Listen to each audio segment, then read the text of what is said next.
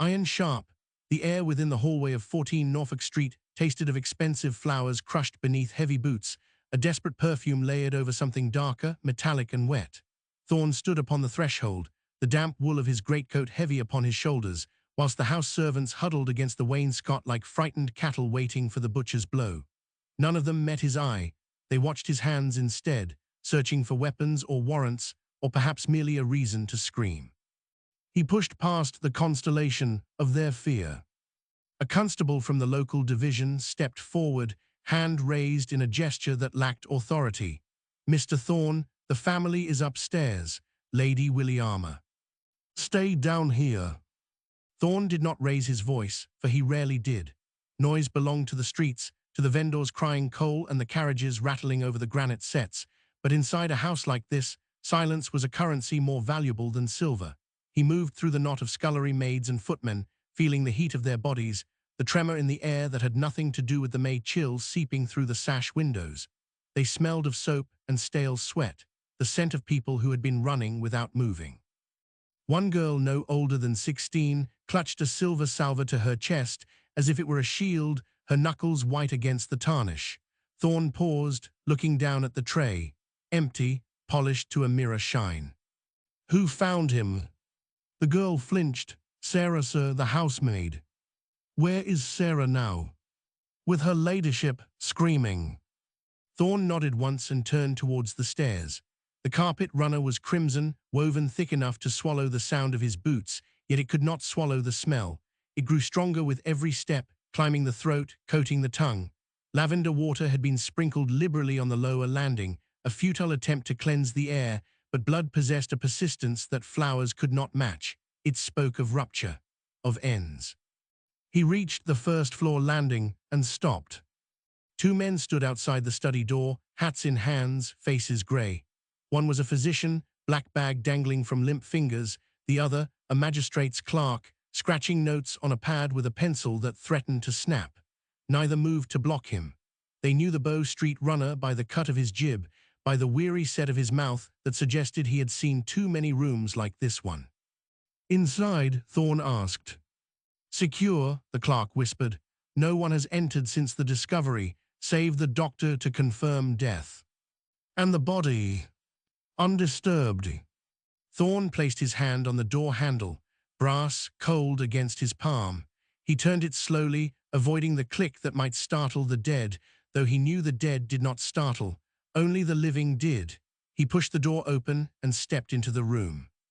The study was a chamber of shadows, curtains drawn against the morning light, leaving only the grey diffusion of a London sky to illuminate the chaos. Furniture stood in rigid formation, a mahogany desk, leather chairs, bookshelves packed with volumes no one would read again. And there, on the floor near the fireplace, lay Lord William Russell. Thorne did not approach immediately. He stood by the door, letting his eyes adjust, mapping the room before touching anything. This was the discipline that kept him breathing when others fell to the temptation of assumption.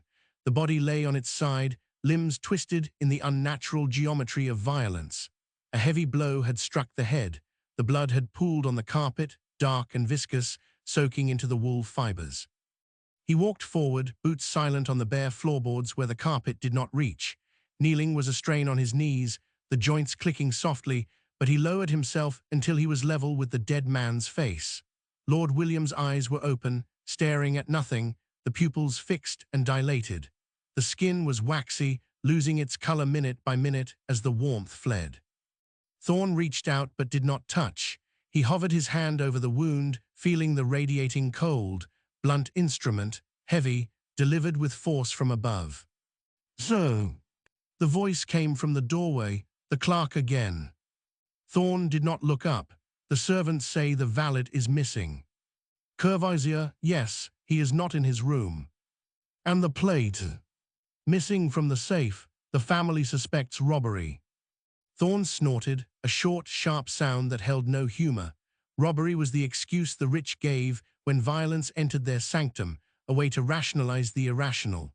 Thieves did not usually bludgeon old men in their studies unless they were interrupted, and if they were interrupted, they ran. They did not linger to search safes while the body cooled on the rug. "Someone moved the body," Thorne said. The clerk shifted his weight. The doctor said, The doctor looks at flesh, I look at the room. Thorne pointed to the carpet. The blood pool is broken, drag marks. Someone tried to shift him before I arrived. It was the family. They wished to cover him. They contaminated the scene. Thorne rose, his knees protesting, and wiped his hands on his trousers, though he had touched nothing. Get them out of the house, all of them. I want to speak to the ones who touched him last. They are distressed.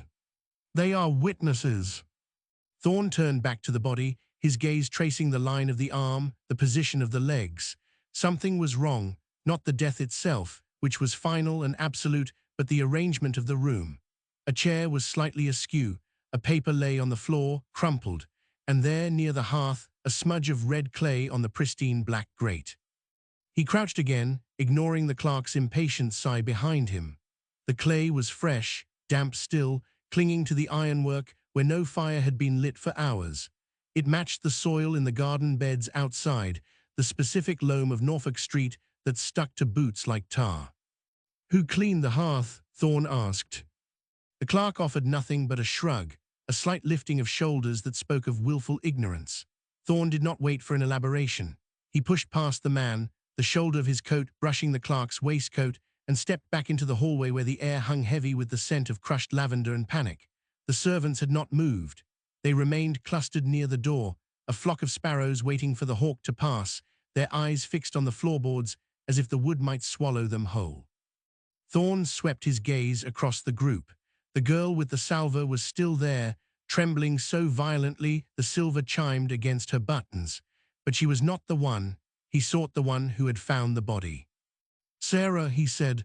The name felt heavy in the quiet hall. A woman stepped forward from the shadow of the coat rack. She was older than the girl with the tray, her face lined with the specific exhaustion of domestic service, the skin around her eyes pulled tight by worry. She held a cloth in her hands, twisting it into a rope, wringing out invisible water. You found him, Thorne stated. It was not a question. Sarah nodded, her throat working. I took the morning tea. His lordship always had it at 8. And the door? Unlocked, unusual, sir, since he usually kept it fastened. She swallowed, the sound audible in the stillness, before adding, I called to him. There was no answer, only the feet she saw. You touched nothing else. Only the shoulder, to turn him. I thought he had slipped. Her voice cracked, a dry twig snapping underfoot. When I saw the blood, I screamed. The others came. Thorne watched her hands. They were red raw from scrubbing, the knuckles swollen, but clean. No clay under the nails, no dirt in the creases. He moved closer, invading her space just enough to make her retreat impossible without causing a scene. He needed her to feel the weight of his attention, the gravity of the law bearing down on the domestic sphere. Before you went up, Thorne said, his voice low, meant only for her. Who was on the stairs? No one, sir. Think. She flinched, the cloth twisted tighter in her grip. Mr. Courvoisier. The valet. He was at the banister, polishing the wood. She looked away, towards the kitchen door, as if seeking escape through the solid oak. It was not his duty. The housemaids attend to the stairs. What time? Just before 8, I passed him on the landing. Sarah's breathing shallowed, quickening into a rhythm that threatened to undo her composure. He had his back to me, yet I saw his hands. Tell me. Red on his cuffs, on his skin. She whispered the next words, a confession dragged from a deep well of fear. Like the earth in the garden beds, he was rubbing it into the wood, sir, as if he wished to stain it. Thorne felt a shift in his chest, a settling of intuition into fact. The clay on the grate, the clay on the valet. The garden soil was distinct, heavy with iron, sticking to boots and skin alike. It was not the dust of the street, nor the soot of the chimney. It was the earth from the small patch of green at the rear of Norfolk Street, where the servants grew nothing but weeds. Did you speak to him? He did not turn, he said nothing. Sarah lifted her eyes to Thorne, and in them was a terror that went beyond the discovery of a corpse. It was the fear of a servant who knows too much, who understands that truth is a luxury she cannot afford. He looked, calm, too calm for a man who has just killed his master. Where is he now? Gone, his room is empty. Thorne nodded slowly. The picture was forming, sharp and ugly, a valet polishing a banister with garden clay minutes before a murder, a safe emptied, a body moved by grieving hands that cared more for decorum than evidence. He stepped back from Sarah, releasing her from the pressure of his proximity. She exhaled, a long, shuddering breath, and leaned against the wall for support. "Stay in the house," Thorne said. "Do not speak to the family, do not speak to the other servants. If you leave this room before I say so, I will have you taken up as an accessory." She nodded, mute. Thorne turned away from the knot of servants and walked back towards the stairs. The clerk hovered near the study door, pen poised, eager to record something official, something tidy. Thorne ignored him. He placed his foot on the first step, the crimson carpet runner absorbing the sound of his boot. He ascended slowly, his mind working through the sequence of events. Courvoisier had been here. He had touched this rail. He had walked these steps. But the clay on the grate suggested he had been in the garden or had tracked it in, and the drag marks in the study suggested the family had interfered. The narrative was fracturing before the investigation had truly begun. He reached the landing and stopped. The light from the window fell across the runner at an angle, illuminating the weave of the wool. Thorne knelt, his knee pressing into the padding. There, just below the turn of the stairs, was a mark. It was not the smudge of a hand, nor the spill of a cup. It was a footprint. He leaned closer. The impression was clear, the heel and ball of a boot pressed deep into the pile, but the shape was wrong. It was too narrow for a servant's work boot, too broad for a lady's slipper, and it was caked with the same red clay he had found on the grate, dried now to a rust-colored crust that flaked onto the crimson wool. Thorne traced the edge of the print with a finger. It pointed towards the front door, not the servants' quarters. Someone had left the house after the murder, walking through the garden soil before stepping onto the clean stairs. Someone who was not Courvoisier. He rose to his feet, the joint in his knee popping loudly in the quiet house. The clerk was watching him from below, expectant. Thorne looked down, his face unreadable. "Fetch the magistrate," Thorne called, his voice echoing off the paneled walls. "And send a runner to Bow Street. Tell them we need more than one man."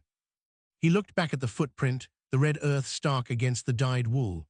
The valet was the obvious suspect, the missing man, the one with the motive of theft. But this mark belonged to a second pair of boots, a second presence in the room that the servants had not seen and the family had not mentioned.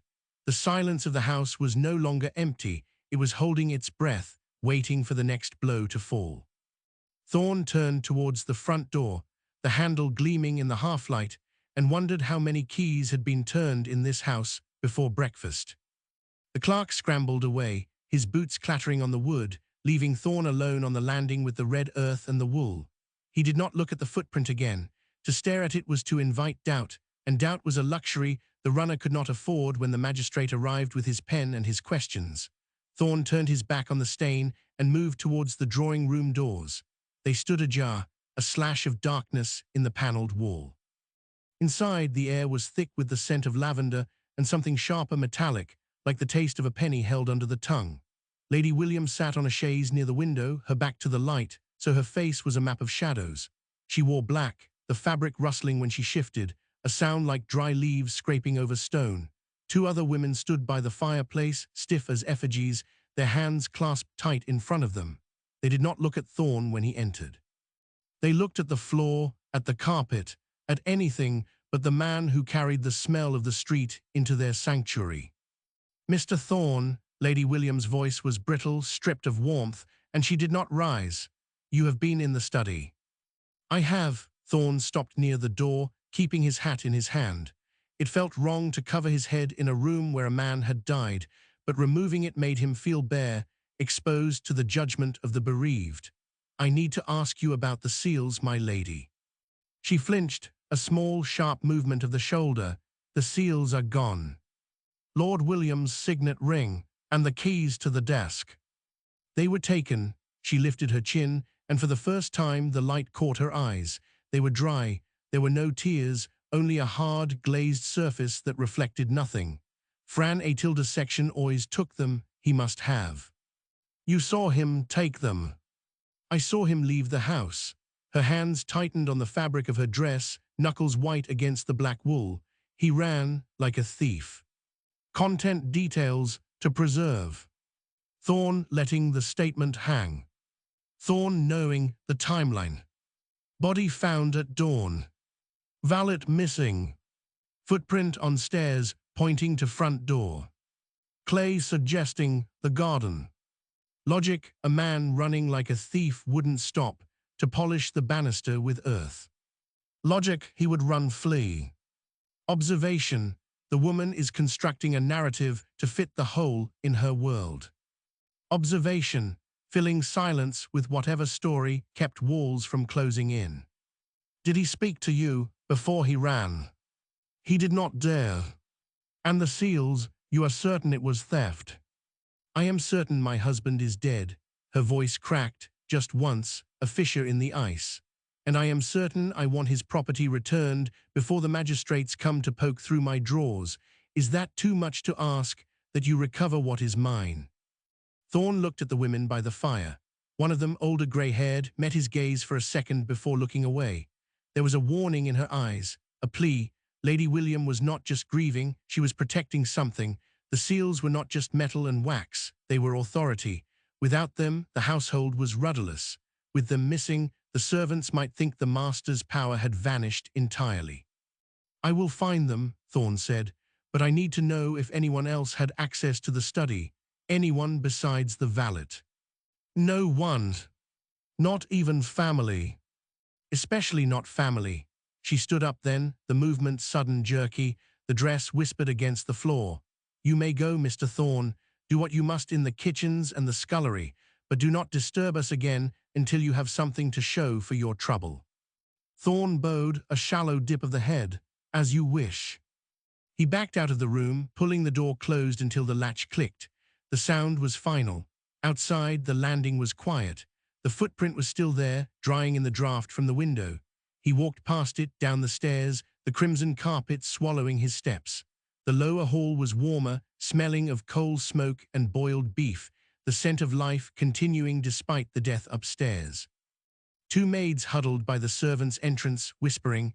They broke apart when they saw him, faces flushing with the guilt of eavesdroppers. Thorne did not stop.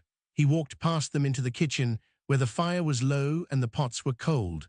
A man in a white apron stood by the grate, poking the embers with an iron rod. He turned, wary.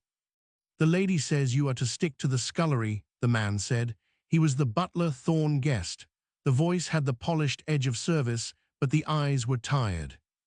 The lady says many things. Thorne moved to the table. It was scrubbed clean, wood pale and raw where the lye had taken the grime. But in the corner, near the grate, the ash was disturbed. She wants her seals back. I want the truth. They are the same thing in this house. As the butler dropped the poker, it clattered on the hearthstone. You think we don't know what happens when a master dies and the keys are lost. Before the body is cold, the staff will be turned out. She is fighting for us in her way. She is fighting for her position. As Thorne reached into the grate, cool grey dust coated his fingers. He sifted through it, feeling for the hard edge of paper.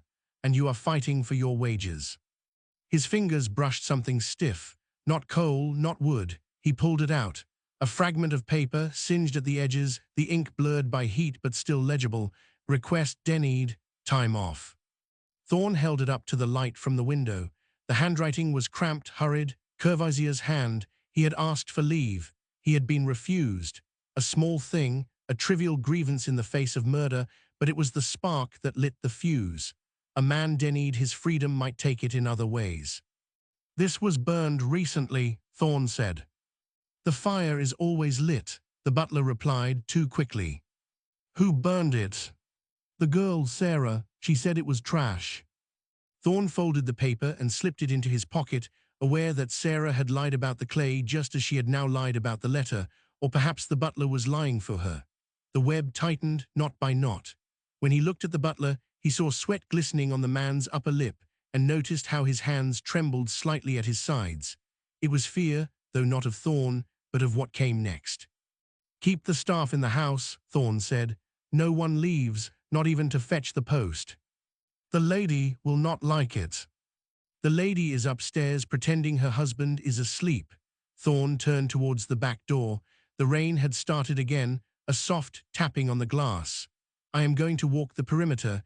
If anyone tries to slip out, hold them. He pushed the door open and stepped into the yard. The cobbles were wet, slick with the London drizzle. He walked to the back gate, the iron cold under his palm. The lock gleamed. He leaned in, sniffing. Oil, fresh oil. Someone had greased the mechanism recently to make it turn silently. Thorne ran his thumb over the keyhole. It was smooth, slick, not the rusted grind of a gate left to the weather. Someone had oiled this escape route before the murder, before the blood, before the flight. He looked back at the house, the dark windows of the kitchen, the silent drawing room above, the footprint on the stairs, the burned letter in the grate, the oiled lock in the wall. Courvoisier had not acted alone in the preparation, though he might have acted alone in the blow. Someone in this house had opened the door for him. Attempt 1. A shout came from the street, muffled by the brick. Thorne moved to the gate, peering through the bars where a constable was standing on the pavement, holding a note. He waved it when he saw Thorne. Critique still feels a bit uniform. The second sentence is long, but the first and third are short. Mr. Thorne, word from the pawnbroker on Great Russell Street. Thorne unlocked the gate, the oiled mechanism turning without a sound, and stepped out into the rain. The constable thrust the note into his hand. The ink was wet, the message hurried, man matching description, silver spoon, 2 hours after death. Thorne looked at the note, then back at the house, knowing 2 hours had passed since Courvoisier ran straight to the pawnbroker. There was no hiding, no waiting. While a man fleeing in panic hides, a man with a plan sells the proof. Where is he now? Thorne asked. Gone, sir, slipped away while the broker fetched the ledger. Thorne crumpled the note in his fist. The rain soaked into his coat, heavy and cold. He looked at the back door of Norfolk Street, the oiled lock gleaming in the grey light. The valet was out there, somewhere in the fog, but the key to this lock was still inside.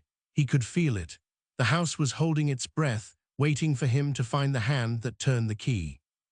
He tucked the note into his pocket and walked towards the front of the house, his boots splashing in the gutters. The city was waking up, carts rattling over the stones, vendors calling their wares, life grinding on, indifferent to the dead lord in the study. Thorne pulled his collar up against the damp. He had the motive in his pocket and the method on the gate. Now he needed the name. And names in London were the hardest currency of all. The paper crackled. Thorne smoothed the wet note against the brick wall of the alley, the ink bleeding where the rain had found it. Gone. The word sat heavy in his gut, a stone swallowed whole. He looked up at the constable, a young man with water dripping from the brim of his hat, his breath pluming in the chill air. He slipped the chain, Thorne said. His voice was flat, stripped of surprise. Surprise was a luxury for those who expected the world to make sense. The broker swore he turned his back for a count of 10, the constable offered, shifting his weight from one boot to the other. Said the man moved like smoke, 1 minute at the counter, the next gone through the rear. Smoke leaves a smell. Thorne pushed off the wall, the damp seeping through the elbow of his coat. This man leaves silver spoons and oiled locks.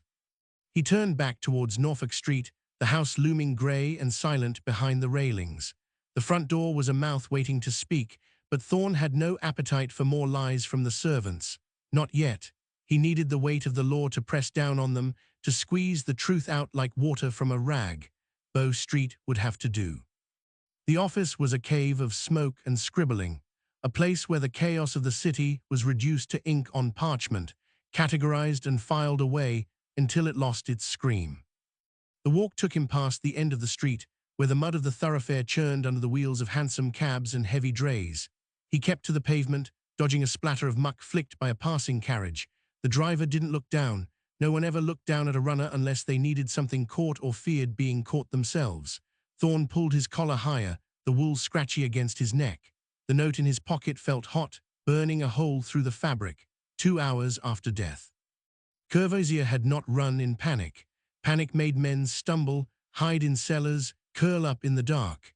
Panic did not walk calmly into a pawnshop on Great Russell Street and ask for the best price on a lord's silver.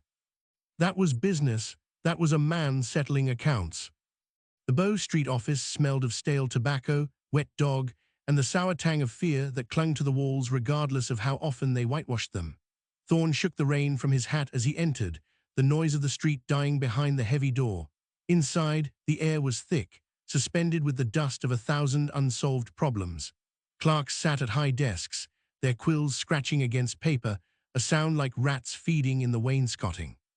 Thorne, the magistrate Mr. Jardine, looked up from a pile of depositions. His face was pale, the skin under his eyes bruised with fatigue. The Russell file. On my desk, Thorne said, moving to the corner where a stack of papers waited. He picked up the top sheet, the ink still glistening. It was the preliminary statement from the household staff, the very lies he had just walked away from. Sarah's name was there, written in a clerk's neat hand. Saw nothing, heard nothing. It's a farce, Thorne muttered, more to himself than the magistrate. He dipped his own quill into the pot, the nib hovering over the blank space at the bottom of the page. He needed to sign off on it, to make it official, to turn the messy, bloody reality of 14 Norfolk Street into something the courts could digest.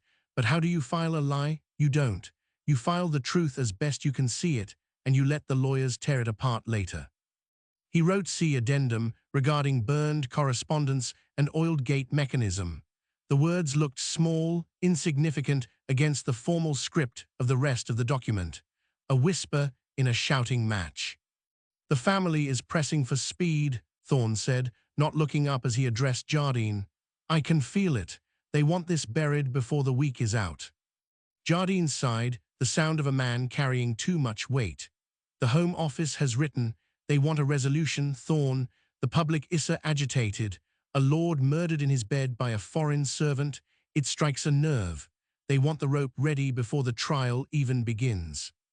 The trial is for finding the truth, not feeding the mob.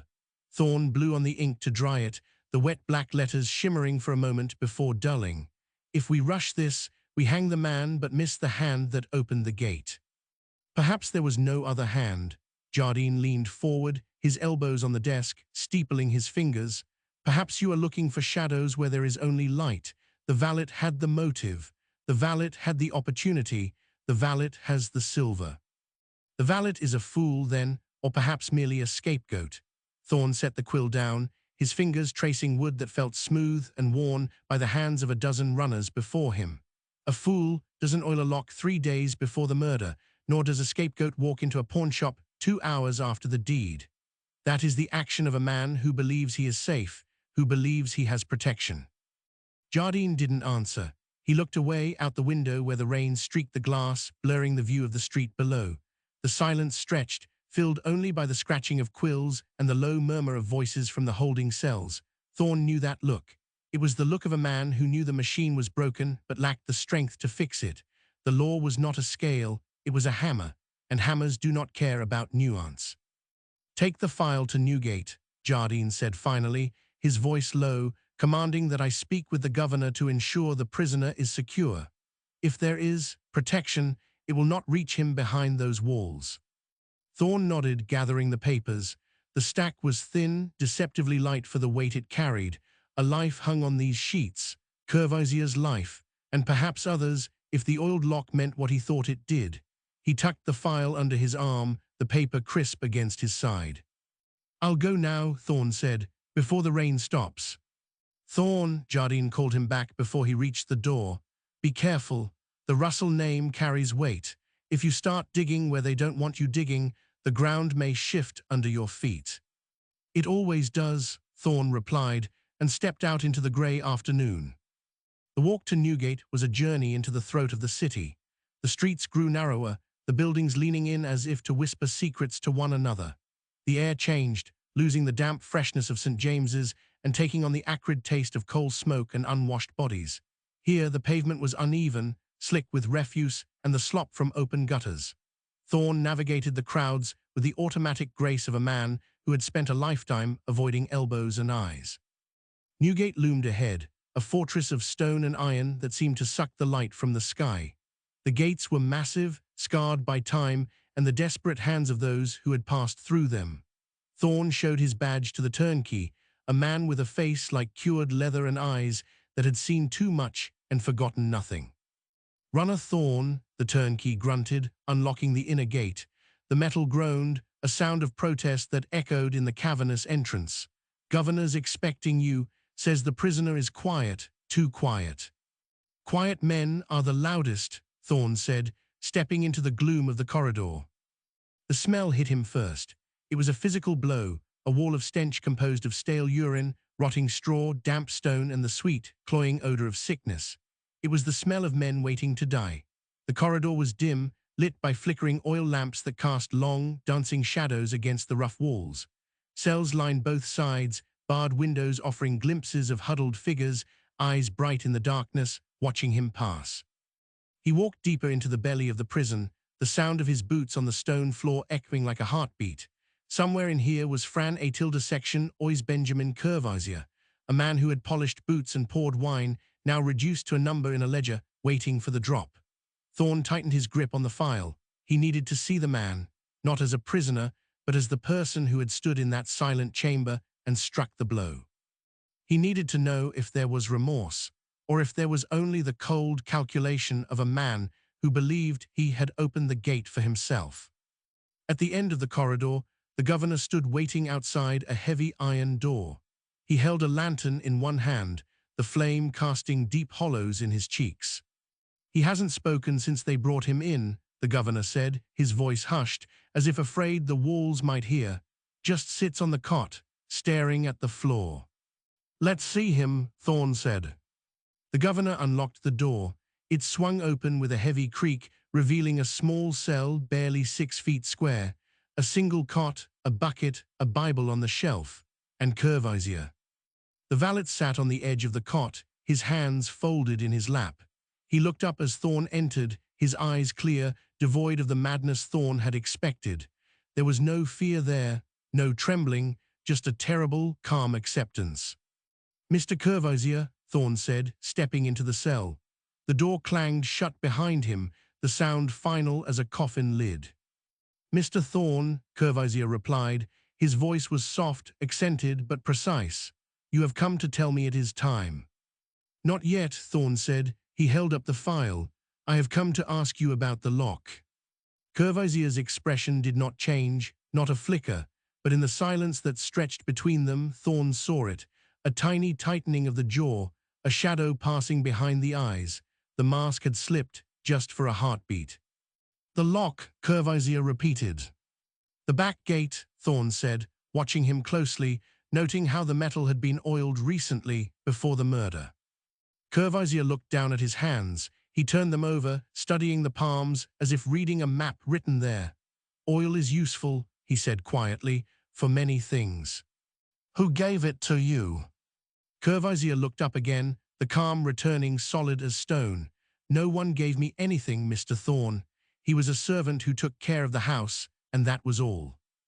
"A servant who sells silver 2 hours after his master dies," Thorne said, his voice hard. "A servant who burns letters, a servant who knows which locks to oil."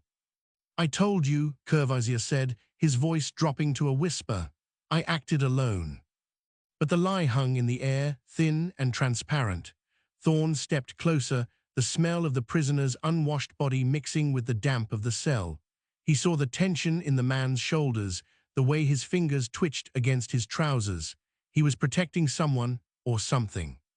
"Why?" Thorne asked. "Why protect them?" Curvazier didn't answer. He just looked at Thorne, his eyes dark and unreadable. Then slowly, he reached into the pocket of his trousers. Thorne tensed, his hand going to the truncheon at his belt, but Curvazier only pulled out a small, folded piece of paper. He held it out to Thorne. "Read it," Curvazier said. Thorne took the paper. It was creased, soft from being handled. He unfolded it under the light of the lantern.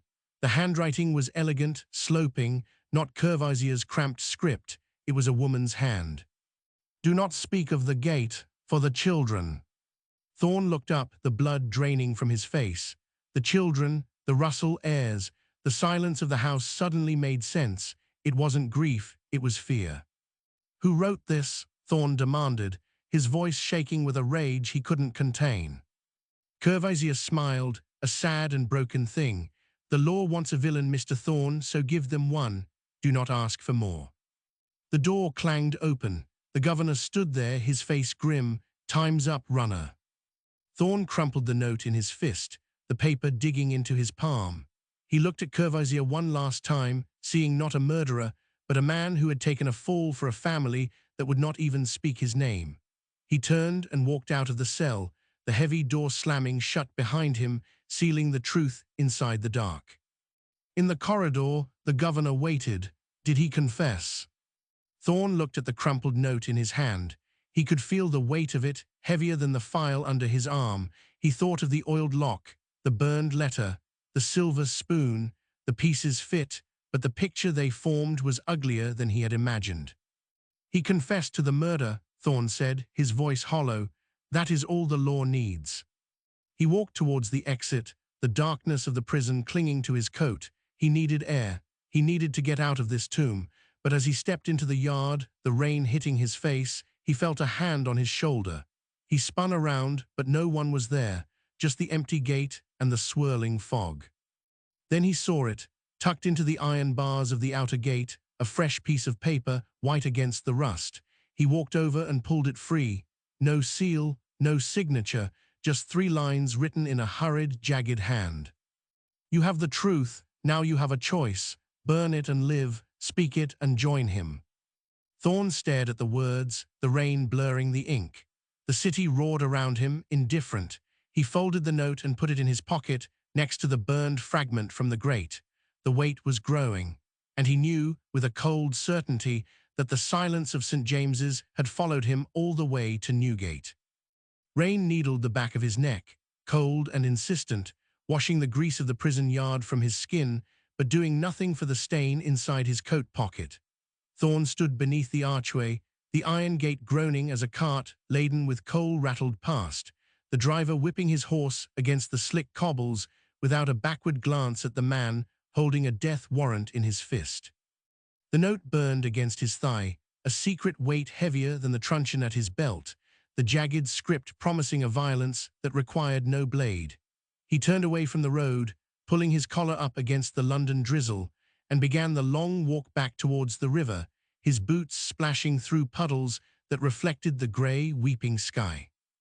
Holborn Bridge rose ahead, a hump of stone crowded with omnibuses and drays, the air thick with the smell of wet wool, horse manure, and the acrid smoke of 1,000 chimneys choking the morning light.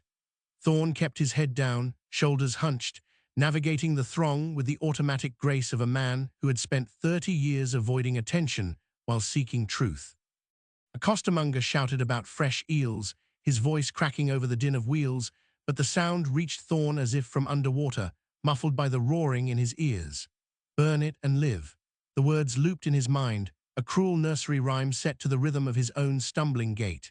He touched the pocket again, feeling the crinkle of the paper, the fragile vessel of a conspiracy that stretched from the filth of Newgate to the velvet drapes of Norfolk Street. Why protect them? Courvoisier's question echoed, not with defiance, but with a weary resignation that chilled Thorne more than the rain. The valet had looked at him not as an accuser, but as a colleague in a grim trade, 2 men bound by the understanding that some silences were purchased with blood. Thorne pushed through the crowd near Fleet Street, brushing against a woman carrying a basket of turnips, her apron stained with mud, her face lined with a hardship that mirrored his own. She muttered an apology, ducking her head, and Thorne realized with a sudden, sharp ache that everyone in this city was hiding something, clutching their own small secrets to their chests like stolen silver. He turned off the main thoroughfare, seeking the quieter route along the embankment, where the fog rolled off the Thames to meet the smoke, creating a soup so dense it tasted of sulphur and decay. The river itself was a black ribbon, sluggish and indifferent, carrying the sewage of 1,000,000 souls out to sea without judgment. Thorne stopped at the railing, gripping the cold iron until his knuckles ached, staring down at the water where a stray dog scavenged near the pilings. He pulled the note from his pocket, the paper damp now, the ink running in blue tears down the page. Speak it and join him. It was not a bluff. The handwriting, jagged and hurried, spoke of a hand accustomed to holding a pen for ledgers, not a plough or a hammer. A clerk, a family lawyer, Or perhaps one of the sons, terrified that the exposure of their neglect would ruin a reputation built on generations of quiet privilege. A carriage swept past on the road behind him, the wheels splashing mud onto the pavement, the crest on the door obscured by grime, but the livery unmistakably aristocratic. Thorne watched it go, the horses steaming in the chill, the footman perched high and rigid, eyes forward. Inside, someone was warm, dry and safe, insulated from the mud and the misery by leather and lineage. The contrast struck him with the force of a physical blow, highlighting the absurdity of his position. Here he stood, a Bow Street runner, sworn to uphold the law, holding evidence that could exonerate a murderer or condemn a family, while the city churned around him, uncaring of justice so long as the order was kept. He thought of Lady Russell, her face a mask of composed grief, and wondered if she knew. Did she know her servant was taking the rope for sins that belonged to the bloodline? Or was she, too, a prisoner of the silence, trapped in the gilded cage of St. James's? He unfolded the paper again, squinting through the gloom. The threat was specific, personal. They knew he had been to Newgate. They knew he had spoken to Courvoisier. The net was closing not around the killer, but around the man who sought to understand him. Thorne crumpled the note, not in anger this time, but in a gesture of defiance, stuffing it deep into his waistcoat where it rested against his heart like a second, darker pulse. He would not burn it, not yet. To destroy it was to admit that the law was merely a tool for the powerful, a broom to sweep the inconvenient truths under the rug of respectability. And Thorne, for all his weariness, for all the grey in his beard and the ache in his bones, could not quite bring himself to be the broom. He started walking again, his pace quicker now, driven by a sudden, restless energy. The path led him towards Bow Street, towards the office where the gas lamps would be flickering low, where the smell of stale tobacco and dust would offer a strange comfort. But he could not go straight there. He needed to see the file again, the correspondence he had reviewed before coming to the prison. He had skimmed the letters from the Home Office, focused on the timeline, the logistics of the trial. Now, with the taste of fear in his mouth, he needed to read between the lines. There had been an urgency in the tone of the magistrate's notes, a pressure to conclude the matter before the summer assizes, quell public unrest. That was the phrase used, not serve justice, not find the truth, just quiet the streets, hang the valet, and let the aristocracy breathe easy. A newsboy ran past, shouting the evening headlines, his voice piercing the fog. Murder at Norfolk Street, valet charged, full details. The words hung in the air, commodified and sold for a halfpenny, the tragedy of a dead lord and a doomed servant reduced to entertainment for the masses. Thorne flinched, the cry striking a nerve. Dickens and Thackeray would be there, he knew, watching the spectacle, taking notes for their sketches of London life. They would see the drama, the moral complexity, the colour of the scene. They would not see the sweat on Courvoisier's brow, the tremor in Lady Russell's hand, the cold calculation in the eyes of those who sent the note. They would write a story. Thorne had to live the reality. He reached the turning for Bow Street, the familiar brickwork rising out of the mist like a fortress. The office door was ahead, the brass plate dull in the twilight. He paused, hand hovering over the knocker, listening to the sounds within. The scratch of a quill, the low murmur of voices, the clink of a cup.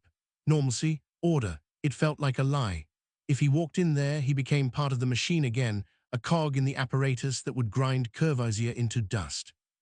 If he walked away, he was a rogue element, a danger to himself and everyone he loved. The choice sat heavy in his gut, a stone he could not swallow nor spit out. He knocked, the sound loud and final. Inside, the scratching stopped as footsteps approached. Thorne straightened his coat, smoothing the fabric over the hidden note while his face settled into the blank, unreadable mask of the professional. He would play the part for now. He would give them their villain, their tidy narrative, their hanging. Yet the note in his pocket was a seed, and he knew with a certainty that settled deep in his marrow that it would grow. The silence of St. James's was broken not by a shout, but by a whisper, for whispers, in the end, were often louder than the rope. The door opened. Sergeant Miller stood there, holding a candle, his face lined with concern. "Thorne, we thought you'd gone home. The magistrate is asking for the final report." Thorne stepped inside, the warmth of the room hitting him like a wall. He smelled the ink, the paper, the faint scent of Miller's pipe tobacco. It smelled of safety. It smelled of complicity. "I'm here," Thorne said, his voice rough. "I have the report." Miller nodded, stepping back to let him pass. "Good," It's been a long day. Yes, Thorne replied, moving towards his desk, where the file lay waiting, a stack of paper that claimed to contain the whole truth. Long indeed. He sat down, the wood creaking under his weight, and placed his hand on the file. Beneath his waistcoat, the note pressed against his ribs. The game was not over. It had only just begun. And somewhere in the dark, beyond the reach of the candlelight, the children of Norfolk Street were sleeping, unaware that their silence had bought a life, and that the price was yet to be fully paid. Thorne picked up his quill, dipped it in the ink, and hovered it over the page. The first word would be a lie. He wrote it anyway. The air inside the Old Bailey did not move. It sat heavy and stagnant, a soup of damp wool, unwashed bodies, and the sharp, metallic tang of fear that seemed to rise from the floorboards themselves. Thorne shifted on the hard bench, the wood digging into his thigh, and tried to find a patch of coolness against his back. The gallery above buzzed like a disturbed hive, a low, constant thrum of whispers that rolled over the court in waves. Men in tall hats leaned forward, elbows on knees, eyes bright with a morbid hunger. Women clutched reticules to their chests, their faces pale masks of feigned shock that did not reach their eyes. They had come for blood. Not justice, not truth, but the spectacle of a hanging, the ritual cleansing of a stain upon the city's conscience. The clerk of arraigns stood, his voice cutting through the murmur with a dry, practiced precision. He read the charges, the words falling like stones into a deep well. Murder, robbery, felony. Each term landed with a finality that made Thorne's stomach turn. He watched the defendant. Courvoisier stood in the dock, his hands clasped before him, fingers interlaced so tightly the knuckles showed white against the dark fabric of his coat. The valet did not look at the crowd. He did not look at the judge. His gaze was fixed on a point somewhere on the far wall, just above the heads of the jurors, as if he were reading a text invisible to everyone else. There was no tremor in his stance, no sweat beaded on his brow. He wore his calm like a second skin, an armor of quietude that seemed to unnerve the court more than any display of anger or despair could have done. Baron Gurney, presiding, adjusted his wig, his eyes narrowing as they settled on the Swiss man. The judge expected a breakdown. In his experience, men who slashed throats in the dead of night either wept when caught or raged against the injustice of their capture. They begged, they blustered, they offered up names of accomplices to buy a few more weeks of life. Courvoisier offered nothing. He simply stood, breathing slowly, his chest rising and falling in a rhythm that matched the ticking of the great clock high above the jury box. Tick, tock. The sound was audible in the pauses between the clerk's words, a mechanical heartbeat counting down the seconds left to the accused. Fran a tilde section ois Benjamin Courvoisier, the clerk intoned, the final syllable hanging in the stillness. How say you, guilty or not guilty? Thorne held his breath. The gallery leaned in, a collective intake of air that sucked the oxygen from the room. This was the moment the newspapers would sketch, the pivot upon which the narrative turned. A plea of guilt would end it quickly, a foregone conclusion that would satisfy the Home Office's demand for speed. A plea of not guilty would drag the filth of Norfolk Street into the light, forcing everyone to look at the details they wished to ignore. Courvoisier turned his head, just slightly. His eyes, dark and unreadable, swept across the room until they found Thorne in the well of the court. For a heartbeat, the noise of the gallery faded, the rustle of papers and the shuffling of feet dissolving into a void. The valet's expression did not change, but there was a flicker in those dark depths, a recognition that passed between hunter and hunted like a current of electricity. Then he looked back at the judge. Not guilty, Courvoisier said. His voice was clear, devoid of accent, steady as a metronome, carrying to the back of the room without effort. A murmur rippled through the crowd, a sound of disappointment mixed with relief. They wanted a fight, they wanted a trial. The game was to be played out to its bitter end. Thorne exhaled, the air rushing from his lungs in a shuddering gasp. He had expected the same, yet the sound of the plea struck him like a physical blow.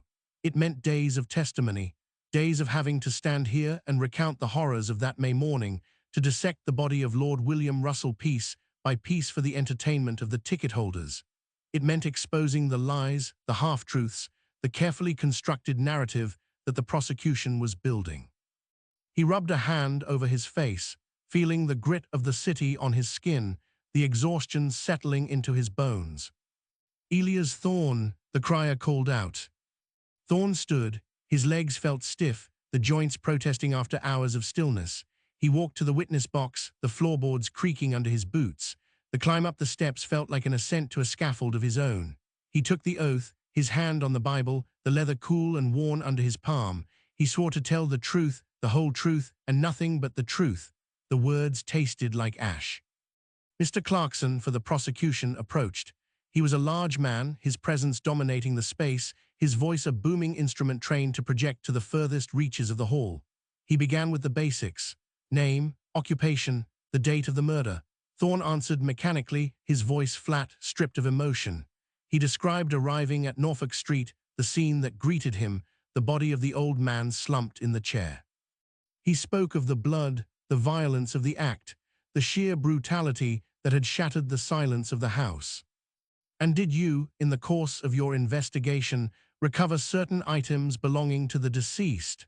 Clarkson asked, turning to face the jury. I did, Thorne said. Where were these items found? In the possession of the prisoner, concealed within his bedding. A gasp went up from the gallery. Clarkson smiled, a thin, predatory curving of the lips. He gestured to a clerk, who stepped forward holding a bundle wrapped in brown paper. The clerk unwrapped it with deliberate slowness, revealing a waistcoat. It was dark blue, the fabric stained with patches of rust-colored dried blood. The buttons glinted in the gaslight, small discs of silver that seemed to catch every eye in the room. Clarkson took the garment. He held it up, spreading it out so the damage was visible to all. The slash across the front, the splatter on the sleeve, the dark, crusty evidence of the struggle. Is this the waistcoat Lord William Russell wore on the night of his death? It is, Thorne said. He forced himself to look at it.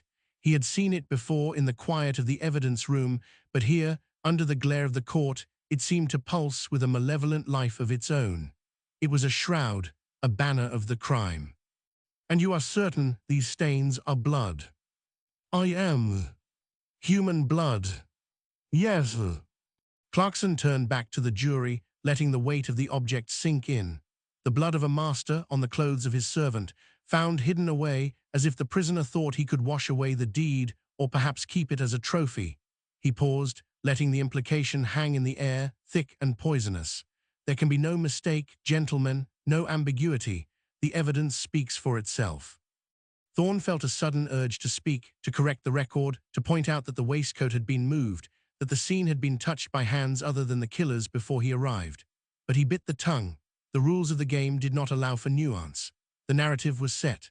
The valet was the monster, the lord the martyr, and the runner was merely the messenger who brought the head to the king. To speak now would be to undermine the entire proceeding, to cast doubt where the court demanded certainty. He looked at Courvoisier. The valet was watching the waistcoat, his face impassive, but his hands had tightened their grip on the rail of the dock, the only sign of life in a statue of calm. Defense counsel rose, a thin man with spectacles who looked ill-equipped to battle the tide of public opinion. He asked a few perfunctory questions about the discovery of the goods, trying to suggest that the items could have been planted, that Thorne himself might have placed them there to secure a conviction. Thorne answered steadily, denying the implication, his voice hardening with each query. He knew the tactic. It was the last resort of the desperate, a Hail Mary thrown against a wall of stone. The jury was not listening. Their eyes were fixed on the blood-stained fabric, still held aloft by Clarkson like a relic of a dark saint. The examination ended. Thorne stepped down from the box, his legs trembling slightly as they hit the floor. He returned to his seat, the wood cold against his back. The trial continued, witnesses called and dismissed, testimonies given and rejected, but the focus of the room remained fixed on that single visceral object, the waistcoat. It hung in the air of the court long after Clarkson had lowered it, a ghostly presence that colored every word spoken. Hours bled away. The light in the high windows faded, replaced by the flickering glow of the gas jets. The judge summed up, his voice weary, urging the jury to consider the evidence without prejudice, though his own bias was plain to see in the tilt of his head, the tone of his instructions. He spoke of the sanctity of life, the duty of servants, the horror of the act. He painted a picture of a household violated, a trust betrayed. He did not speak of the pressure from the Home Office. He did not speak of the note in Thorne's pocket. He did not speak of the silence that had fallen over Norfolk Street, a silence that felt less like peace and more like a lid clamped down on a boiling pot. The jury filed out. The doors closed behind them, shutting away the deliberation. The court waited. The minutes stretched, elongated by the tension in the room. Thorne watched the clock. The hands moved with agonizing slowness. Tick, tock, each second a hammer blow. Finally, the doors opened. The jury returned. Their faces were blank, unreadable. The foreman stood. "We have reached a verdict. Guilty." The word landed like an axe blow. A roar went up from the gallery, a release of pent-up energy that shook the rafters. Men cheered, women wept, the noise swelling into a cacophony of triumph and horror. Thorne sat still, the sound washing over him, meaningless and distant. He looked at Courvoisier. The valet stood alone in the dock, the noise swirling around him but not touching him, and he did not flinch or bow his head. Turning slowly, his gaze swept the crowd until it found Thorne again, this time without a flicker of uncertainty, only a grim acceptance. Courvoisier nodded, a slight, almost imperceptible dip of the chin that served as an acknowledgement, a signal. It is done. Thorne felt a coldness spread through his chest, settling deep in his gut, for the nod was not a plea for mercy nor a sign of gratitude, but a transfer of burden. The trial was over, the law had spoken. Yet the truth, that messy, complicated, ugly thing, remained, and now it belonged to him. He had to carry it. He had to walk out of this room into the cheering crowd and live with the knowledge that while justice had been served, truth had been left behind in the dust of the courtroom. The judge began to speak the sentence, the words formal and terrible, condemning the man to death by hanging. Thorne did not listen. He turned away from the dock, from the condemned man, from the spectacle. He pushed through the crowd, shoulder-checking a man in a tall hat who shouted something about the rope. The air outside would be cold, the fog thick, the streets slick with rain. He needed to get out. He needed to breathe. But he knew, as he shoved open the heavy doors and stepped into the night, that the air out there would be just as thin, just as poisoned, as the air inside. The silence of St. James's had followed him. It was in his coat, in his lungs, in the beat of his own heart, and it would not let him go. Ink dried black on the fingertips, a stain that scrubbing with lye soap would not lift. Thorne sat at the rough deal table in the Bow Street office, the paper before him crinkled from handling. Names scrolled down the page in loops of fashionable handwriting. Dickens, Thackeray, men who carved lives out of words, now pleading for the life of a man who had carved death out of bone. The quill lay idle. A fly buzzed against the windowpane, a dull, repetitive 2A ring that drilled into the quiet of the room. He read the arguments again. Youth, servitude, the brutalizing nature of the master-servant dynamic, fine words. They sat well on the page, smooth and convincing, but they did not smell of blood. Thorne rubbed his thumb over the edge of the document, feeling the texture of the rag paper, cheap and eager to absorb any sentiment poured onto it. Outside, the London afternoon grayed over, light failing behind a scrim of coal smoke. A clerk entered, carrying a ledger bound in calf skin. "The carriage is waiting, Mr. Thorne. Lord John expects you within the hour." "Does he?" Thorne did not look up. He stacked the petitions, aligning the edges with a precise tap against the wood. The sound was sharp, final. He stood, joints popping in the damp chill of the room, and reached for his coat. The wool felt heavy, smelling of old rain and the stale tobacco of the courtroom. He tucked the papers inside his jacket, against the ribs, close to the heart that beat too slow for a man chasing justice. The walk to Whitehall took 20 minutes through streets clogged with omnibuses and drays. Wheels groaned on the cobbles. Horses steamed in the cold air. Thorne kept to the pavement, shoulders hunched against the jostle of the crowd. Men in top hats brushed past him, women in bonnets clutched their shawls, all moving with the purposeful stride of a city that believed order was something you could purchase. He knew better. Order was a thin crust over a boiling pot. The Home Office stood imposing, white stone grimed by decades of soot. A sentinel nodded Thorne through the gates, recognizing the walk of the runner, the specific gait of a man who carries bad news. Inside, the corridor stretched long and cold, lined with doors that hid the machinery of state. Dust motes danced in the shafts of light falling from high windows. Thorne's boots clicked on the flagstones, the sound echoing too loud in the emptiness. He was shown into a room lined with books that looked unread. Lord John Russell sat behind a desk piled high with correspondence, his face pale, the skin beneath his eyes bruised with fatigue. He was the nephew of the dead man. The grief sat on him like an ill-fitting coat, too tight in the shoulders. He did not offer a hand. "Thorne, my lord." Thorne remained standing. He placed the stack of petitions on the desk. The paper slid across the polished surface, stopping just short of Russell's inkwell. The Home Secretary looked at the bundle, then at Thorne. His fingers twitched, hovering over the top sheet, but he did not touch it. "From the writers. They argue for mitigation, based on the condition of the servant class." Russell leaned back, the chair creaking under the shift in weight. He picked up a letter opener, silver, sharp, and turned it over in his hand. The metal caught the light, flashing briefly before dulling again. "Mitigation," Russell repeated. The word tasted sour in the air. "My uncle lies in a box at Tavistock House. His skull was crushed by a man who ate his bread. The law allows for consideration of character." "Does it?" Russell looked up, eyes hard. "And what is your consideration, runner? You saw him in the dock. You saw the blood on his hands." Thorne shifted his weight.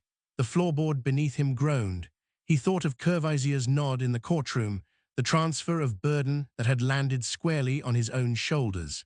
He thought of the petitions, the beautiful arguments about society and servitude that meant nothing to a corpse. "He is guilty, my lord." "Guilty." Russell set the letter opener down. It clattered against the wood. "Then why do you bring me these pleas?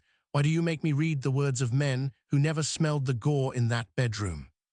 "Because it must be seen that every avenue was walked, even the ones that lead nowhere." Russell stood up. He walked to the window, turning his back on Thorne. Outside, the garden was bare, trees stripped by the May wind. He placed a hand on the glass, staring out at nothing. The silence in the room stretched, tight as a wire. Thorne waited. He knew the shape of this moment. The state required blood to wash away the scandal. A nephew could not show weakness. The law was a machine, and machines did not feel pity. "You will return to Bow Street," Russell said, voice low, directed at the window pane. "Prepare the warrant. The sentence will be carried out at dawn on Monday. No reprieve." Thorne nodded, though the man could not see him. "Yes, my lord." "And Thorne," Russell turned back. His face was a mask of public duty, private pain erased beneath the powder of office. "Ensure the prisoner is kept secure. The crowd will be eager. I do not want a spectacle before the drop." "It will be done." Thorne backed out of the room. The door clicked shut, sealing the secretary away with his ghosts. He walked back down the long corridor, the petitions still in his pocket, useless now as ash. The click of his boots seemed louder on the return journey, marking time that was running out for the man in the cell. Outside, the air had turned colder. Fog curled around the corners of the buildings, swallowing the gas lamps before they could fully ignite. Thorne pulled his collar up. He needed to move. Standing still meant thinking, and thinking meant remembering the look in Curvisier's eyes. He turned towards the Strand, where the coffee houses would be warm and loud. A newsboy shouted the evening edition, voice cracking on the headline. Thorne dropped a coin into the boy's grimy hand without breaking stride. He did not read the paper. He knew what it said: guilty, death, justice, words that tasted like copper. He walked faster, merging into the flow of pedestrians, just another shadow in the gathering dark, carrying the weight of a decision made in a room lined with unread books. The city roared around him, indifferent to the single life about to be extinguished. He needed a drink. He needed to hear voices that did not speak of law or death. He needed to forget, for an hour, that he was the man who had signed the warrant with his silence. Near Fleet Street, the smell of roasting coffee pulled at him. He pushed open the door of an establishment known to the trade, the bell above jingling sharply. Inside, the heat hit him, thick with the scent of beans and tobacco smoke. Men sat at tables, arguing politics, arguing sport, arguing the price of grain. No one spoke of Norfolk Street. Not yet. Thorne found a corner seat, ordered a black coffee, and watched the steam rise from the cup. He waited for the noise to drown out the quiet voice in his head that asked if there was another way. There was not. The cup rattled against the saucer as his hand shook. He stilled it with a finger. A man at the next table leaned over, lowering his voice. "Have you heard? They say the rope will be new, imported." Thorne took a sip. The liquid scalded his tongue. He welcomed the pain. "Everything is imported eventually," Thorne said, "even justice." The man laughed, a dry, hacking sound. "Cynical, aren't we?" "Paid to be." Thorne set the cup down. He looked at the door. The hook was set. The order was given. Now he had to walk the streets and listen to the people who would watch the dying. He stood up, leaving the coffee half-finished. The heat of the room clung to his coat as he stepped back out into the chill. The night was young, and the city had much to say about the blood it demanded. He pulled his hat low and walked into the fog, ready to hear what the people thought of mercy. The key turned with a grind of rusted iron, loud enough to wake the dead sleeping in the yards beyond the wall. Thorne pushed the door open. Damp straw crunched under his boot, releasing a scent of mold and old urine that clung to the back of the throat. He stepped inside, closing the heavy oak behind him to shut out the corridor's draft. A single candle guttered on the table, fighting the chill that rose from the stone floor. Courvoisier sat with his back to the wall, pen in hand. He did not look up when the latch clicked. The nib scratched against the paper, a dry, rhythmic sound that filled the small space without effort. Thorne watched him for a moment, noting the steadiness of the wrist, the lack of tremor in the fingers that held the quill. Most men shook when the dawn waited outside. This man wrote as if he had all the time in the world. "Mr. Courvoisier." The valet finished the word he was writing, dotting an I with precise care before lifting his gaze. His eyes were dark, hollowed out by days of confinement, yet they held no panic. "Runner." Thorne moved further into the room, keeping his hands visible at his sides. He had seen men scream at this hour. He had seen them pray until their voices broke. He had never seen one write a letter with such calm deliberation. "The chaplain said you might want company." "I have company." Courvoisier gestured with the pen towards the corner where a bottle of wine sat unopened beside a tin cup. "He left that an hour ago, said it was for the journey." "Porter." Sweet, heavy, Courvoisier set the pen down. He wiped a smear of ink from his thumb with a handkerchief that had seen better days. "I do not drink much, but I will not waste it." Thorne nodded. He pulled the other chair out from the table, the legs scraping harshly against the flagstones. He sat. The wood creaked under his weight. Outside, somewhere deep in the prison, a bell tolled the quarter hour. The sound vibrated through the wall, a low thrum that settled in the chest. "You write to Switzerland." "To my sister, in Geneva." Courvoisier looked at the paper, then back at Thorne. "She will not know until it is done. By the time she reads this, I will be cold." "It is a hard thing to send." "It is necessary." Courvoisier folded the paper slowly, creasing the edge with a fingernail. "She must know I did not suffer, that I went quietly." Thorne looked at the bottle. The glass was dark, obscuring the liquid within. He thought of the coffee house, the noise of the city, the men arguing over politics, while a life counted down in this stone box. The distance between them felt vast, measured in more than miles. "Your hand does not shake." "Why should it?" "Most men fear the drop." "Fear is for those who think they can change the outcome." Courvoisier leaned forward, resting his elbows on his knees. The candlelight cast long shadows across his face, deepening the lines around his mouth. "I know what comes. I have known since the moment the blade struck him. There is no use in trembling now." Thorne said nothing. He watched the flame flicker as a draft slipped under the door. It danced, threatened to die, then steadied. "I carried the warrant from Lord John," Thorne said. "He signed it himself." "Then it is done." There was talk of reprieve, petitions. Words on paper. Courvoisier waved a hand, dismissing the notion. "They do not stop the rope. You know this better than anyone, runner. You have walked the streets long enough to know how the machine works." Thorne flinched just slightly. The truth of it landed heavy. He had spent 20 years feeding men into the system, believing each time that justice was a clean line. It was never clean. It was messy, bureaucratic, and final.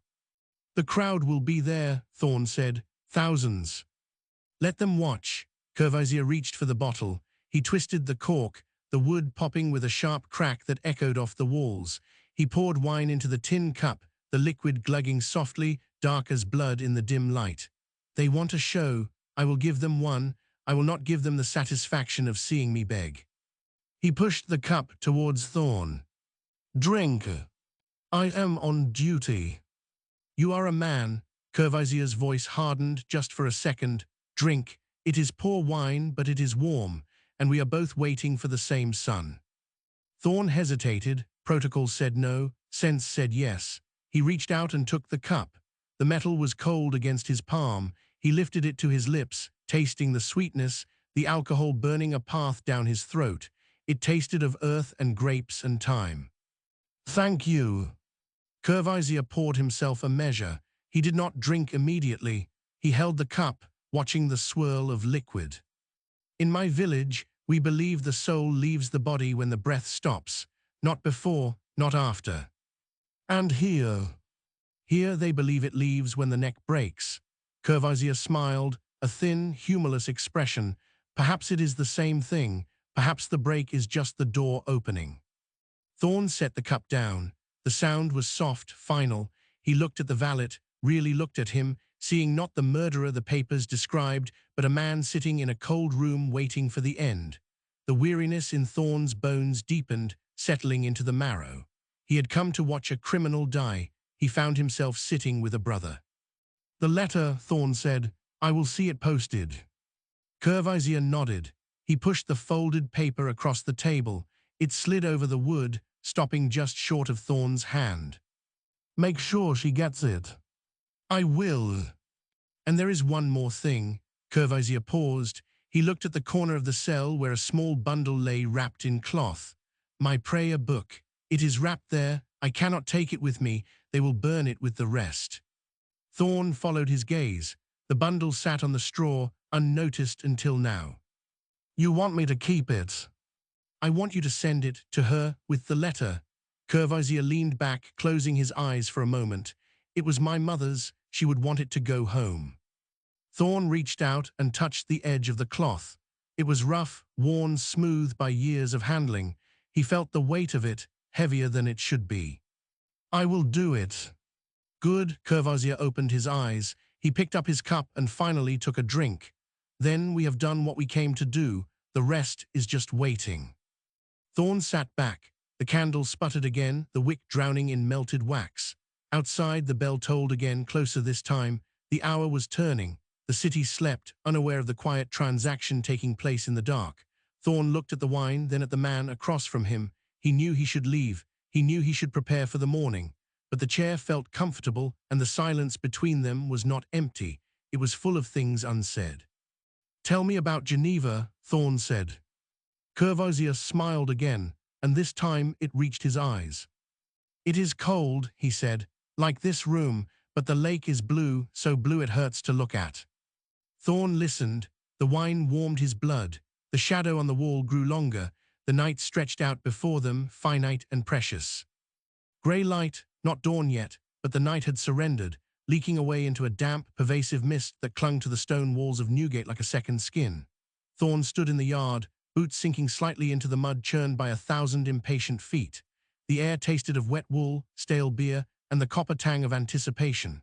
A low hum rose from the crowd beyond the gates, a sound not quite human, composed of thousands of throats clearing, shifting, waiting for the meat of the spectacle. Move back, a turnkey barked, shoving a boy in a flat cap who had climbed too high on the railing, or you'll hang with him. Thorne did not look at the boy. He kept his eyes on the scaffold. It stood stark against the weeping sky, a geometric intrusion of wood and iron in the soft grey morning. The trapdoors were closed, the rope hanging slack, a noose waiting for a neck. It looked ordinary. That was the horror of it. No grandeur, no theatre, just a mechanism designed to snap bone. He's coming, someone whispered near Thorne's elbow. A woman, her face wrapped in a shawl, eyes bright with a feverish hunger. They're bringing him out. The gate creaked. Iron groaned against rusted hinges. Curvaisier appeared, flanked by the chaplain and the sheriff. He walked with a steady gait, hands bound before him, head high. He wore a black coat, too thin for the chill, and his breath plumed white in the air. He did not look at the crowd. He looked at the sky, or perhaps through it, to a place where the lake was blue and the water cold enough to hurt the eyes. Thorne's chest tightened, a physical pressure, as if a hand had reached inside his ribs and squeezed. He had watched men die before, dozens, hundreds. The gallows were a familiar landmark in the geography of his life, but this felt different. This was not the closing of a file, the tying of a loose end. It was the extinguishing of a candle he had sat beside, sharing wine and silence in the dark hours before the end. "Silence," the sheriff roared. His voice cracked, thin against the vast, holding breath of the city. The hum died. Thousands of people held still, a sea of faces blurred by mist and bloodlust, all fixed on the wooden stage. The chaplain began to speak, words of scripture lost almost immediately in the wind, swallowed by the sheer mass of attention. Curvazier stepped forward. He placed his feet on the marked spots. He did not tremble. Thorne gripped the railing, his knuckles whitened. He wanted to look away. He could not. The trap sprang. The sound was a dull thud, wood slamming against wood, followed by the sharp jerk of the rope tightening. The body dropped, jerking once, twice, then settling into a terrible stillness. A gasp rippled through the crowd, a single intake of breath from 10,000 lungs, followed instantly by a roar. Cheers erupted, wild and jagged, tearing through the mist. Hats were thrown. Men clapped each other on the back. A woman near Thorne screamed, a sound of pure, unadulterated joy. Thorne flinched. The noise hit him like a physical blow. He looked at the swaying shape, the legs still, the head lolling, and felt nothing but a hollow ache in his gut. The city's hunger had been fed. The beast was satisfied. The complexity of the man, the fear, the wine, the memory of Geneva, all of it swallowed by the cheers. Justice, served cold and public, tasted like ash.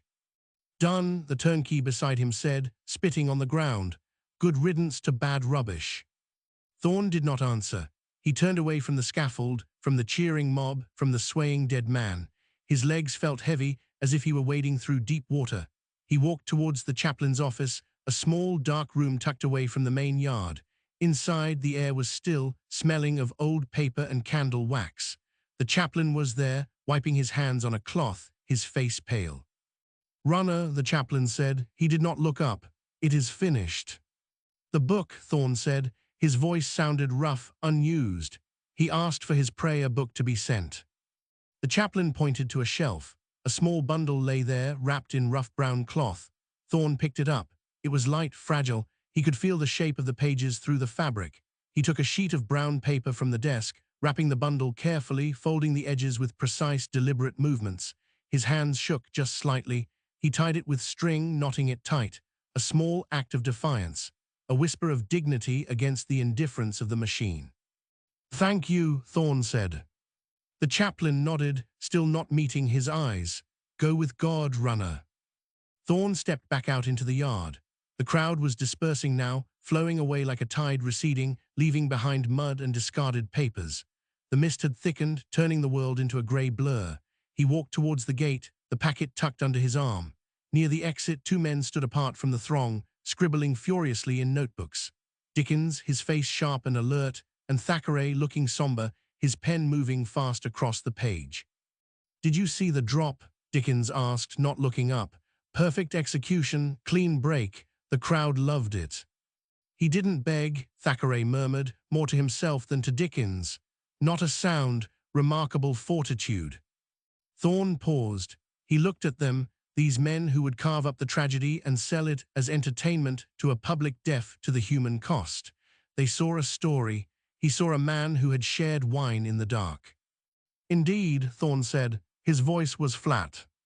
He pushed past them, out of the prison gates and onto the pavement. The London fog wrapped around him, damp and cold. The city was waking up, carts rattling over the stones, vendors calling out their wares. Life continuing, indifferent. He walked down the street, the packet heavy under his arm. He needed to post it. He needed to send it home, to a place where the lake was blue.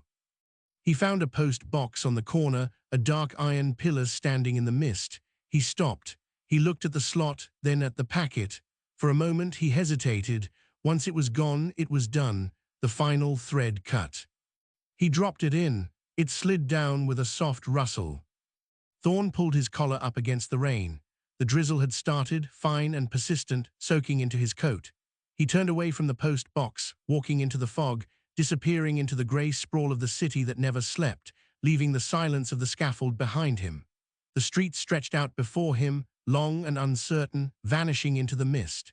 He walked on, one foot in front of the other, carrying the weight of the morning in his bones. The rustle faded, a final, dry whisper swallowed by the iron throat of the pillar. Gone! Thorne stood with his hands still raised, fingers curled as if holding the weight of the packet, though the air between them was empty now. The rain had thickened, no longer a mist but a proper London drizzle that found the gaps in wool and settled on the skin like a second, colder layer of cloth. It beaded on the brim of his hat, gathering until the weight became too much, then slid down in a single, fat drop to strike the pavement with a sound no one else could hear. He watched it fall. The grey stone drank it instantly. Behind him, the gates of Newgate groaned. The great iron hinges, unoiled and resentful, screamed a protest as the heavy doors were pulled shut, severing the yard from the street. The sound echoed off the brickwork of the surrounding buildings, a sharp, metallic cry that cut through the low murmur of the dispersing crowd. People were flowing away now, a river of black coats and bonnets breaking into tributaries down the side streets, eager to carry the news to the coffee houses and the taverns where the air would be warm and the ale would taste of victory. They had seen the law made flesh. They had seen the rope do its work. Their mourning was complete. Thorne did not move. His boots felt rooted to the wet stones. The cold had seeped up through the soles, numbing his toes, but he barely felt it. The sensation that dominated him was a strange, hollow lightness in the chest, as if something vital had been excised along with the life of the man on the scaffold. For weeks, the case had been a stone in his pocket, heavy and jagged, rubbing against his thigh with every step he took. It had dictated his hours, shaped his thoughts, colored the very air he breathed in the cramped office at Bow Street. Now the stone was gone, dropped into the dark, and yet the weight remained. A cart rattled past, the driver urging his horse forward with a flick of the reins. The wheels splashed through a puddle, sending a spray of muddy water against the leg of Thorne's trousers. He did not flinch. He watched the cart disappear into the fog, its red tail lamp glowing like a dying ember before being swallowed by the grey. "Runner!" The voice came from the shadow of the gateway. A turnkey, face red from the cold and the excitement of the morning, stood wiping his hands on a rag. He looked at Thorne with a mixture of curiosity and professional camaraderie, expecting perhaps a nod, a word of confirmation that the job was well done. Thorne turned slowly. The movement felt stiff, as if his joints were filled with sand. "It is done," Thorne said. His voice sounded thin, stripped of the authority he usually carried like a shield. "Aye," the turnkey agreed, spitting a stream of tobacco juice onto the wet stones. "Clean as a whistle, didn't kick much. Some of them dance a jig, you know, legs flailing like a stuck pig. Not this one, straight down, like a sack of flour." He laughed, a short, barking sound that held no humor. Suppose he knew what was coming. Swiss fellow, cold blood, they say. Thorne looked at the man.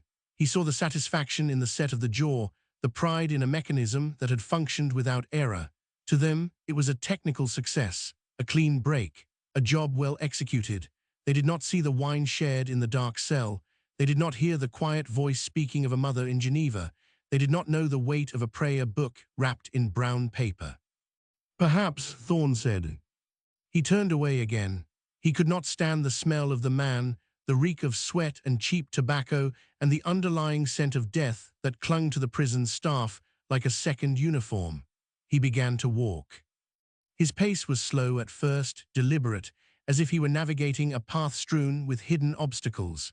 The street stretched out before him, a long, grey ribbon vanishing into the fog. The buildings on either side loomed up, their windows dark and shuttered against the morning chill. This was the city that had watched the trial, the city that had demanded blood, the city that would now forget the name of Fran A. Tilda Section Ois Benjamin Courvoisier within the week, replacing it with some new scandal, some fresh crime to feed its insatiable appetite. A newsboy ran past, shouting the headlines. "Extra, extra, Courvoisier hanged, full account of the execution, read all about it." The boy's voice was high and piercing, cutting through the damp air. He held a stack of papers aloft, the ink still wet, the words screaming the end of a life as if it were a commodity to be sold for a halfpenny. Thorne watched him run. The boy's shoes slapped against the wet pavement, a rhythmic, frantic sound that seemed to mock the silence Thorne carried within him. He reached into his pocket. His fingers brushed against a coin, a shilling worn smooth by use. He thought of giving it to the boy, of buying a paper to see how they would spin the tale, but the hand stopped. No, he did not want to read it. He did not want to see the words printed in black and white, the dry facts stripped of the human texture he had witnessed. Let Dickens have his story. Let Thackeray have his moral. They would write what they wished. They would make of it what they pleased. Thorne kept walking. The fog seemed to deepen as he moved away from the prison, wrapping around the gas lamps and turning their light into diffuse, ghostly halos. He passed a group of women standing under the awning of a shop, their heads bowed together, whispering excitedly. They fell silent as he approached, their eyes widening slightly as they recognized the cut of his coat, the bearing of a man of the law. They stepped back, making way for him, a silent acknowledgement of his status. He ignored them.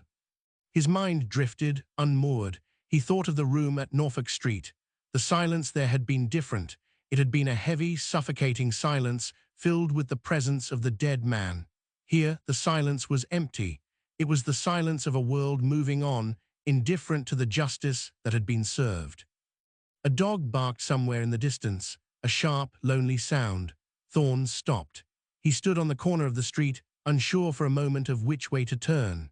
The familiar routes to Bow Street, to his lodgings, seemed suddenly foreign, as if the geography of the city had shifted in the hour since the trap had sprung. He took a breath. The air tasted of coal smoke and wet wool. Right, he muttered to himself. The word was barely audible, lost instantly in the hum of the city, but it was enough. He straightened his shoulders, adjusting the collar of his coat against the rain. The movement was automatic, a return to the habits of a lifetime. He was a runner. The case was closed. The file would be tied with string and placed on the shelf. Tomorrow there would be another crime, another body, another family crying out for justice. He began to walk again, his stride lengthening, finding its old rhythm. The fog parted before him just enough to show the way. He walked into it, a solitary figure in a sea of grey, carrying the quiet weight of the morning in his bones, leaving the scaffold and the cheers and the story behind him. The street stretched on, endless and uncertain, but he walked on, one foot, then the other, into the heart of the city that never slept. The silent chamber of St. James's is a work of fiction. Its characters and scenes are invented, but the story is grounded in real events, places, and the social conditions of its period, dramatized, not documented. The history behind it draws on these real sources. Lord William Russell, Francois Benjamin Courvoisier. Researched via Wikipedia and contemporary records. Liberties taken with the timeline or with real persons are the author's own.